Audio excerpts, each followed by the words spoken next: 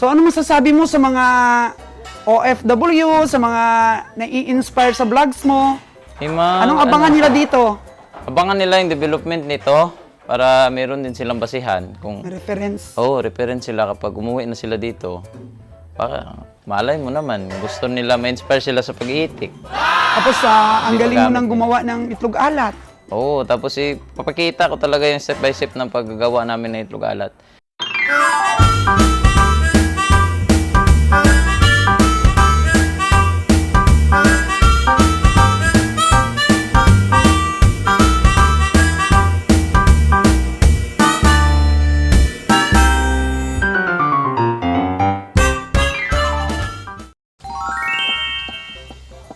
Ito po ang source of water natin dito po sa ating farm.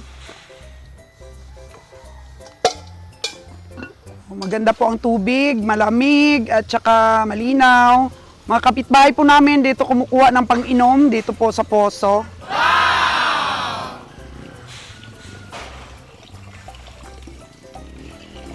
Dami bang umiigib dito, Ray? Oo. Daming umiigib. Inumin, no? Kasi ano talaga, masarap ang lasa.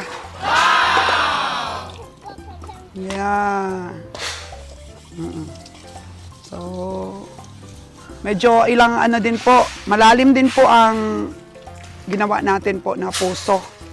Yan po yung di motor. Kaya maganda po ang tubig natin dito sa farm. 3 tubo lang yata. At nakakita na tayo ng magandang tubig. Kasi dito po sa lugar namin, may mga area po na maganda ang tubig. May area din pong malalim, mapula ang tubig.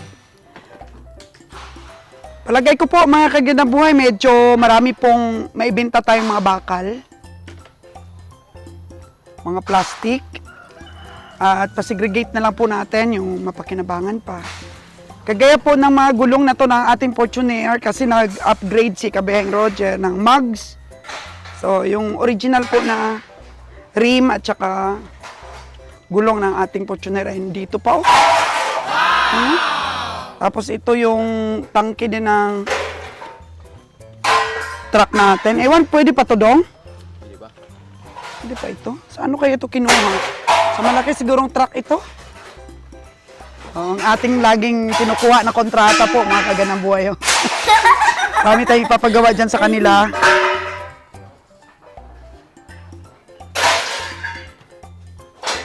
Tsaka after mga kaganang buhay na matapos natin yung elf na stainless, ito naman pong pula na to, pagandahin din natin. Kasi ang mahal po ngayon ng mga sasakyan. May sasakyan na tayo, ano na lang, alaga naman po ang makina nito. Pero siyempre, kailangan natin pagandahin. Pagandahin pa rin natin yan, yung ating canter. Yeah! Ala, may mga nakikita ka pang ano, no? Pwedeng panggamit. Sabi naman po ng ating agriculturist, piliin natin yan, no? Mga takip ng, ano yan, bigasan natin. Mga plastic. Ay, hala, dami. Ito stainless to eh. Matagal din tong pinakinabangan ng store. Stante dati to ng, ano ba? Ng atin pong manukan. Mga tubo. Ron, mapakinabangan pa ba yan o hindi na? Ito? Namamulye? Ibinta kasi kay Papa daw to. Gagawin namin samurai. Okay. So, ikikip yan kasi pwedeng gawing samurai.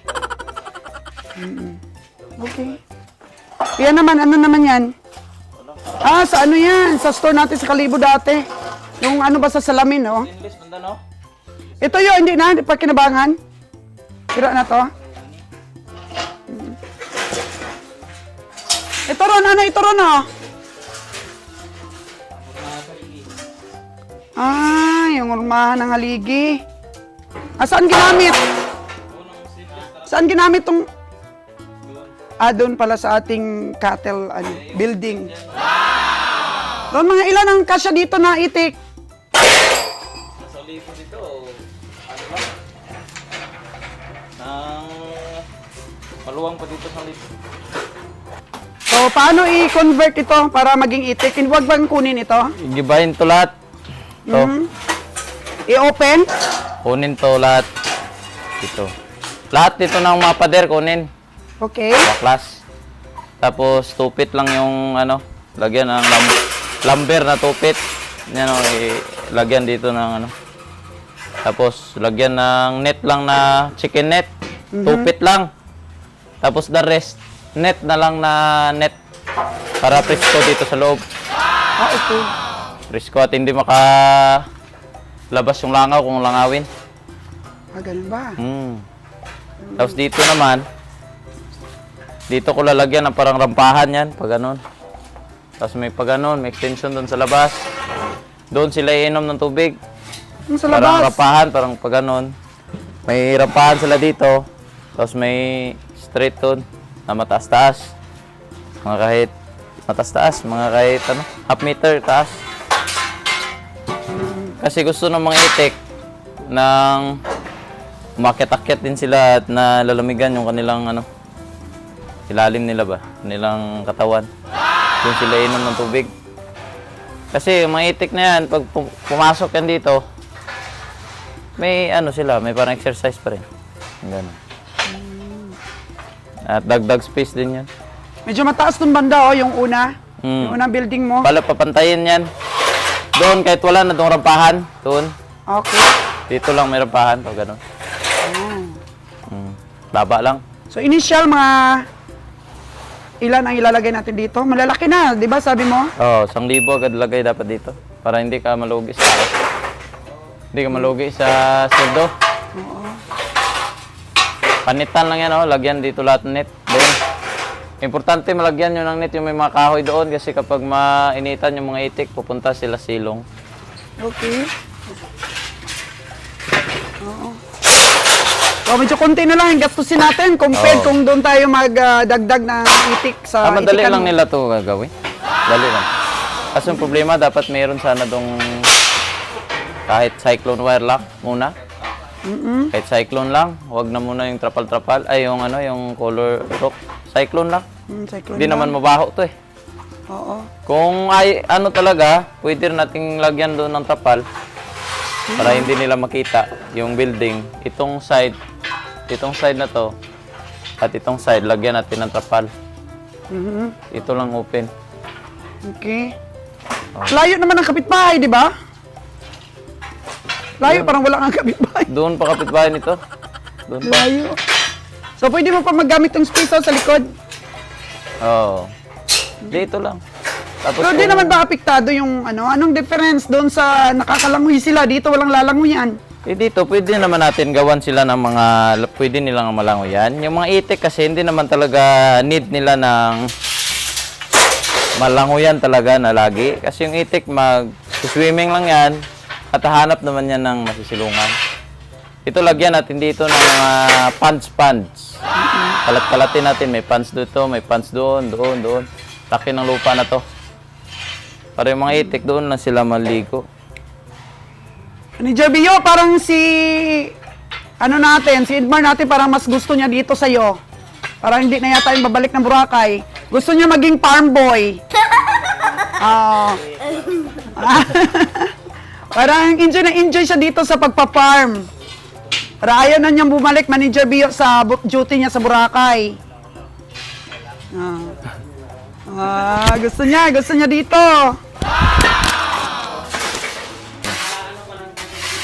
Wala pa pala ito mga electrical. Oh. Extension natin na to, wala pa electrical. Kailangan pa itong lagyan ng electrical dito. Pero, yung mga ano na yan, lalakihan na yan yung mga ano yan, mga bumbilya. Lalakihan yan. Pwede nga yan ihang. Ihang yung bumbilya. Ano ba yung nakikita mong maging problema na naman natin pag may itik tayo dito? Yung problema kasi dito dati, may nagreklamo kasi daw sa baho. Baho daw. Tapos... Yung pugo mo. Oo, yung pugo. Tapos malangaw. Yung gagawin natin, lalagyan ko to ng net. Palibot. Para kahit papaano yung langaw, hindi siya maka-escape kung lalangawin man. Pero yung itik kasi di naman siya nilalangaw talaga kasi may ilalagyan to ng ipa ng palay dito. Yung kanilang dumi, doon lang yan i-absorb yun ng ipa. Yung ipa na yun, yun na lang yung kukunin, tapos papalitan na naman. Kaya madali lang talaga i-maintain yung itik kaysa pugo. Kasi pugo, araw-araw talaga itin. Ang dumi lang, dami-dami talaga. Yung itik kasi hindi. Tapos, para maiwasan na magkauod dito, hindi siya laging basa, lalagyan ko doon ng tubigan dito. Parang may rampahan sila dito. Papunta doon na elevated para presko yung mga itik natin. Doon yung tubigan nila, hindi dito sa loob. Kasi kapag dito sa loob, magkukos yan ng uod talaga. Kasi basa eh. Maganda yung environment na lalaki talaga yung mga uod. So, advantage ba na ito, naka-flooring na? Eh, kung naka-flooring, mas madali ito, linisan. Eh, siyempre, papalahin mo lang to.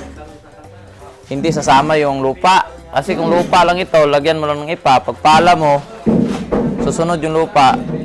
Ano siya, mag-i-erode na mag-i-erode yung lupa. Hanggang sa huli na pangit na, may mga group. Ito, hindi ito walang problema ito, madali talaga ito linisan. Pero sa palagay ko, wala namang kapitbahay. Malayo-layo naman eh. At dito pala mo, dito, may plano rin ako dito. Ito kasing ginawa ni Papang imbakan dati. May imbakan kasi si Papa dito. Yan. Ano yan, feeds? Dito, imbakan niya ng feeds to eh. Pwede ko tong gawing nila, parang swimming pool. Parang kanilang paliguan dyan. Medyo malalim. Lilinisan. Mahirap kasi ito dito imbakan kasi inuulanan to dito.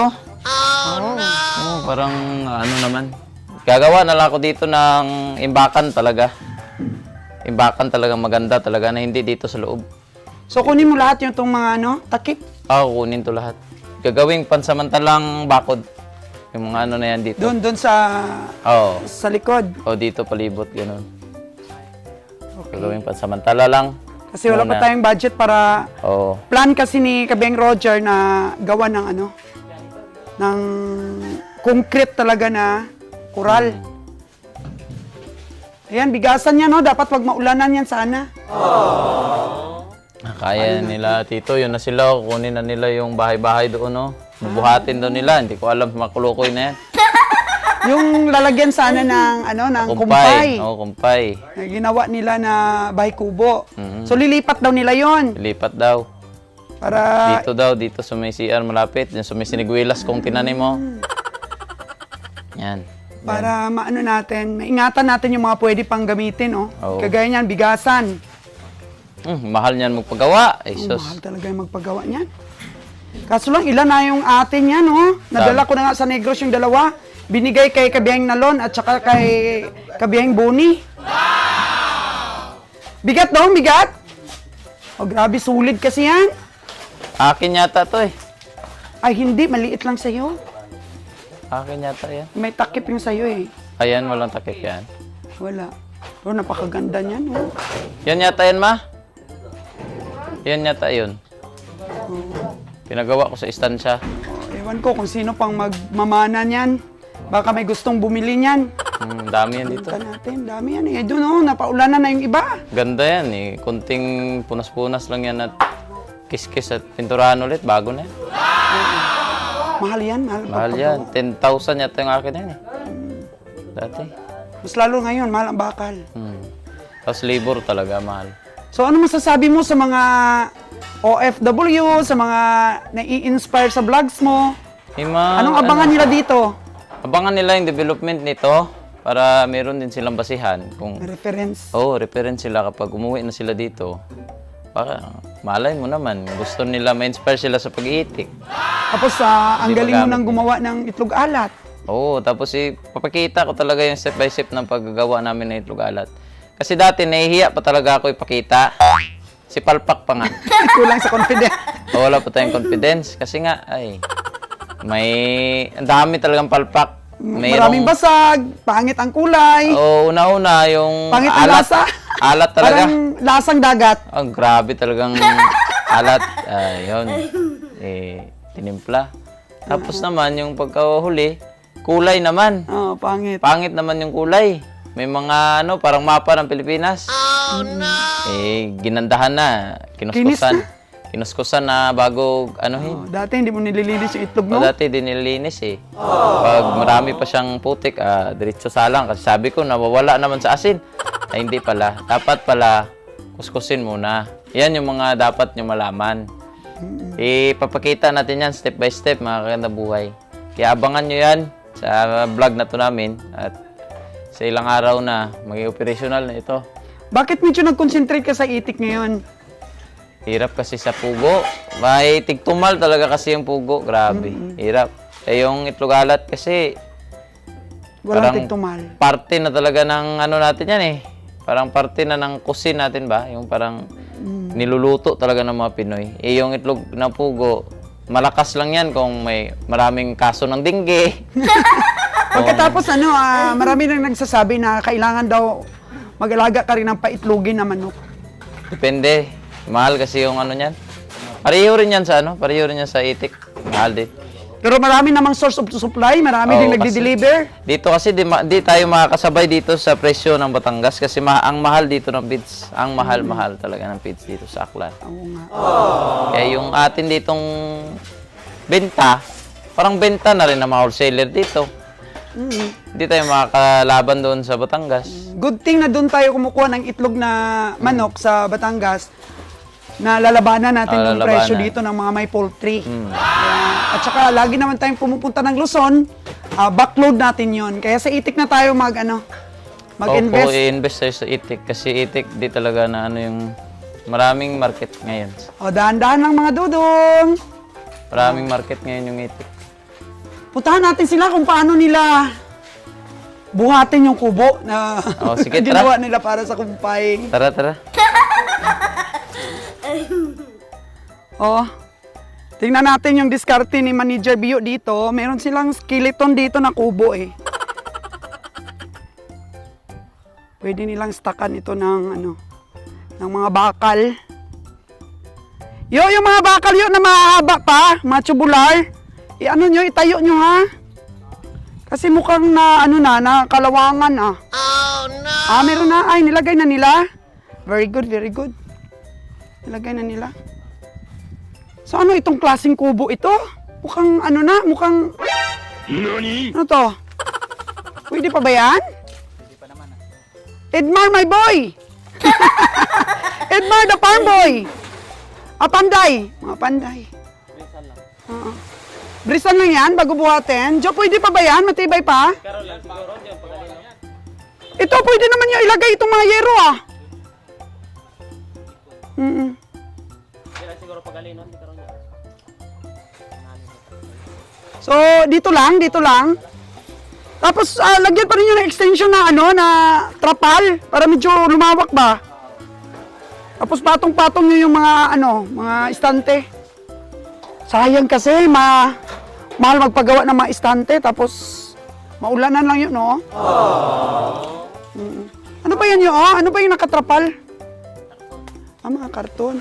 So, pwede pang pakinabangan? Oh, may kahoy pa, oh. Pwede yan, lagyan ng yero na lang. Yero. Oh, ito. Sakunin na lang yung sahig. Hindi, ganun lang. May mga pa, oh. May mga pwede pang gawin na kural. Ayan, oh. Mga kural natin sa paligid. So, kunin nyo yan, yo. Pwede na ninyo ilagay doon, no? Para makural natin doon sa paligid. O, ipunin nyo yan. Para makural natin sa paligid. So, dahil wala pa kaming budget mga kaganang buhay sa pagpagawa ng pader, dapat mga 10 feet po ang pader. Para kung ano man po mga amoy-amoy dito sa loob. Ayan. Hindi maamoy. Kasi may security po pagka nakural natin. Yan, hanggang doon pa kasi yan sa may sapa eh. Malaki tong area na to. Mura lang po ang pagkakabili natin dito sa lupa na to mga kagandang buhay. At di natin isip na magkaroon ng kalsada doon. No? So naging naging sentro na siya. So from 400 pesos po ang bili natin sa per square meter. plus siguro po yung paglakad ng papel na sa mga 500 pesos na lahat. Ano rin, magastos din po maglakad ng papel eh. Para po malagyan ng titulo.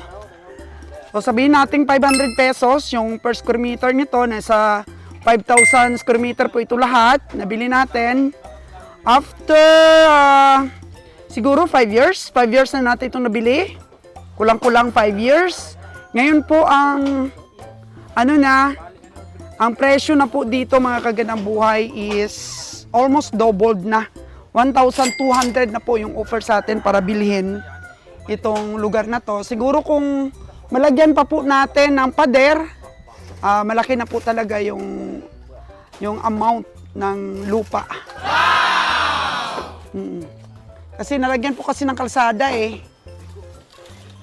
Kaya maganda rin pong investment mga kagandang buhay yung lupa.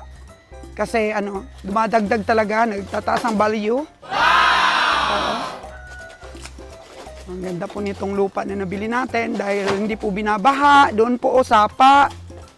Oo, hindi po binabaha siya. Medyo mataas na portion po siya mga kagandang buhay. Pero hindi naman po bulubundukin ito. Pero hindi po siya bahain. Medyo elevated po siya mga kagandang buhay. So, tuwang-tuwa po ako dahil naisip po ni Ron na gamitin yung dating building ng Puguan para po sa itik. Dahil nakita din natin doon kay Sir Constantino, parang ganito lang rin din naman ang lugar ni Sir Constantino, maganda rin po ang itik. So tingnan natin itong mga napier natin, meron pa naman pong space doon po sa may gilid ng Puguan.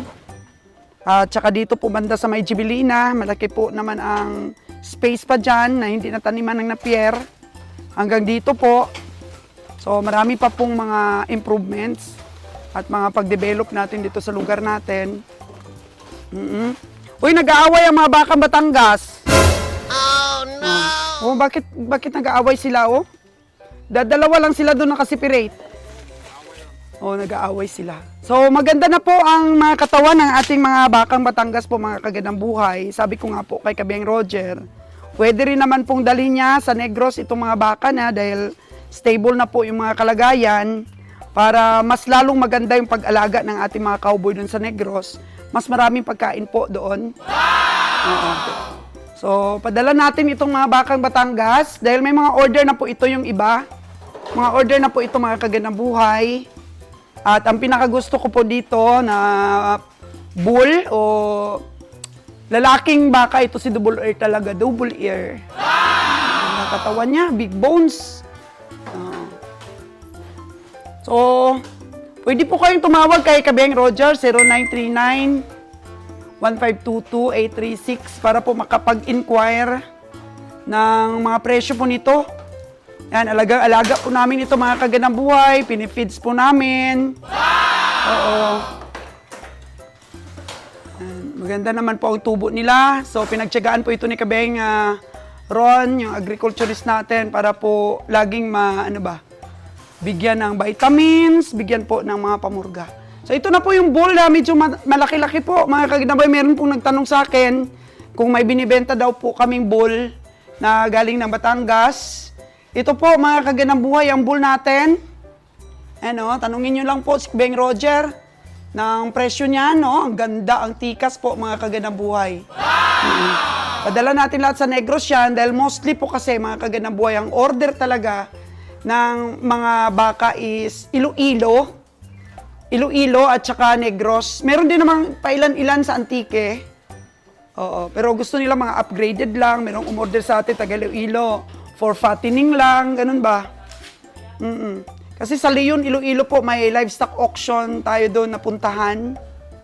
Kung sino po yung mga may gusto, ito pwede niyong tanungin. Si Kabeng Roger dito sa bull na to.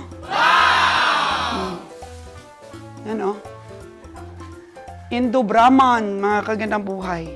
Pero ito po yung mga anak ng native ng ating mga baka dito. Yung dalawang inahin, ipapakatay na natin. Ano rin po, may lahi rin kunti. Kasi galing Negros eh. Oh, ganda rin oh. Ganda rin ang tingnan niya. Lahing Negros ito oh. Baka sa mga kapitbahay ko dito, sa Antique, baka gusto niyong bilhin. Ito, recommend ko sa inyo. Yan. Maganda na po ang lahi niya. Upgraded na po. Sigurado, madaling lumaki po ito. Yan o. Pero ito po si Bless, nabigay na natin ito dahil native po talaga si Bless. Native na native. Ang tagal lumaki. Pero ito, yan, maganda. Maganda po siya, mga kagandang buhay, oh. Ang ganda niya. Upgraded na po yan dahil ang nanay niya, yung ipapakatay natin na kulay brown, di ba po na-feature ko nung nakaraan, ang nanay niya, yung kulay brown po, malaking inahin. Laki talaga, may ano na yun, upgraded na po yung nanay niya, malaking inahin. Kaya sigurado po itong anak niya, lalaki po ito, maganda rin. So, si Red Sydney pala po, minsan na ano ko na vlogs, nabili na po siya ni Sir Aviliana. So, shout out kay Sir Aviliana. Pakita natin si Red Sydney. Kasi ito from Department of Agriculture po ito na nakuha namin. Inahin po ito. Nakuha namin na matanda ng inahin. At ito yung last niyang anak, si Red Sydney na bilugan. Ano, kaganda buhay, oh. Under sa bayabas. Oh. Yan po, napakaganda pong materyales si Red Sydney. Babae po siya. Pantay po ang likod niya, bilugan, bugkos po ang katawan. Ang laki po ng mga didi. Yan po mga kagandang buhay, oh. Laki ng didi, oh. Napaka-healthy po ng didi ni Red Sydney. Oh, tingnan nyo. Yun po yung mga qualities na maganda talagang gawin na materyales. Ganda, oh. Ganda, kaganda talaga ni Red Sydney. Kinuhaan po ito ni Sir Aviliana. 45,000. 45,000 po ang bili ni Sir Aviliana. Medyo malaki na po si Red Sydney. Malaki na siya. 45,000 po ang bili ni Sir Aviliana. So, di-deliver na po natin ito sa kanya. Sabay na po siguro sa pagdala natin ng ating pong mga baka na yan sa Batangas. Kasi ang dami pong nag-i-inquire doon kay Kabeng Roger at napagdesisyonan po ni Kabeng Roger dalhin doon para matutukan yung pag-alaga. At maibigay na siya sa mga farmers po na may gusto. Kasi dami rin pong nag-PPM kay Kabeng Roger, pero syempre, andito pa nga talaga yung mga baka. So, after na ma-deliver natin yan para makaikot po ang puhunan, marami po tayong farmers na madeliveran, marami po tayong matulungan. Diba? Na ma-improve po yung mga lahi ng mga baka. Yan. Si Jaguar po ay nabili ni Sir Aviliana, laki-laki na bull. Pwede na pong pag lumandi ito si Red Sydney, ay meron na po siyang, ano ba, bull na maganda. Si Sir Aviliana po ng Iloilo. Napakaganda po ito, napakakinis po ni Red Sydney, mga kagandang buhay. Yan. Pakakinis talaga. Ganda-ganda. Pero yung anak ni Diwata doon, mga kagandang buhay, gusto rin bilhin ni Sir Jaden. Napakaganda po ito, oh. Perfect na perfect po talaga. Tsaka maamo na po siya. Ayan. Yan po yung mga baka natin. Actually, marami pa naman pong mga pagkakataon. Marami pa pong mga baka ang makita natin. Marami pa po tayong mabibigyan ng mga farmers. So sa Iloilo, pagbalik ko po, meron pong umorder sa atin ng 4. Deliver po natin yan sa Iloilo. Malapit daw sa airport. Meron naman siyang sketch. So, hanapan ko daw siya po sa Bakong. 4 na piraso po ang gusto niya. Puro lalaki naman po. Yan, ifattening daw po niya. Susubok daw siya sa farming dahil na-inspire po siya sa ating mga vlogs. So, umpisa daw siya sa 4. Yan. Mamaster po talaga natin ito kahit sa pag-estimate po. Mamaster natin itong negosyong ito. Dahil ako po mga kaganaboy is nag-i-enjoy po ako ngayon sa farming. Actually, parang matrabaho po kasi yung yung grocery. Sabi ko nga kay Ron, kung gusto niya ipagpatuloy yung grocery namin sa bahay, bigay ko na sa kanya. Siya na ang mag-manage nun, mga kagandang buhay. Kasi pagka tumatanda na pala tayo, mas gusto natin, kumonti na lang yung ating mga negosyo at shift na tayo dito sa farming. So, yung pwesto natin sa Boracay, dahil yun talaga po ang pwesto na malakas kumita. Meron pa po tayong kontrata na sa 6 years pa. Oo, 6 years pa po sa November. Mag-4 na taon pa lang tayo. So, meron pa po tayong 6 years doon sa Boracay. Marami pa pong pera ang magagawa. Oo, and then, ang sober bait po yung may-ari ng pwesto natin. Actually, kinuna natin siya ng Fortuner, tapos na po niyang hulugan. Nakapagpagawa na po siya ng bahay dahil po sa malaki nating mga down payment. Oo, sabi niya, wala daw silang balak na magnegosyo dun sa lugar na yun. Pwede pa rin daw tayo makarenew dun after na matapos ang kontrata. Wow! Kagandang buhay. So ito pong farming ang gusto kong tutukan dahil parang na-love na natin ito. Ang grocery, pamana na po natin sa mga anak natin. Sila naman, kasi ilang dekada na grabe po yung pagsisipag namin ni Kabeng Roger. So, tumating po sa point na si Kabeng Roger laging tumatawag pag nandito ako, balik ka ulit. Balik ka na dito ulit sa Negros. Yun, gusto niyang lagi akong makasama. So, yun na lang. May mga managers naman po tayo. At na-inlove po talaga siya na doon na lang tumanda sa Negros dahil siyempre iba talaga, no? Kasi doon po yung lugar ni Kabeng Roger talaga. Love talaga niya ang Negros. May second home ko na po. Ang mga anak ko naman po ay doon na mag-college si Tintin at saka siguro sa agriculture din ang kunin ni Tintin. So ayan po ang update natin mga kagandang buhay ha. Ano lang kayo? Tawag lang kayo kay Kabeng Roger. Ito po yung maliit, hindi po masyadong nahugasan ni Jojo. Ito po yung pinakamaliit na na-transport po dito na galing sa Luzon. So, siniperate natin para makaagaw po sila ng pagkain. Yan po, umiinom sila ng tubig. May feeds po yan mga kagandang buhay. So, paano nga mag-vlogs? Hello mga kagandang buhay! Oh. Po, mga kagandang buhay, thank you so much po!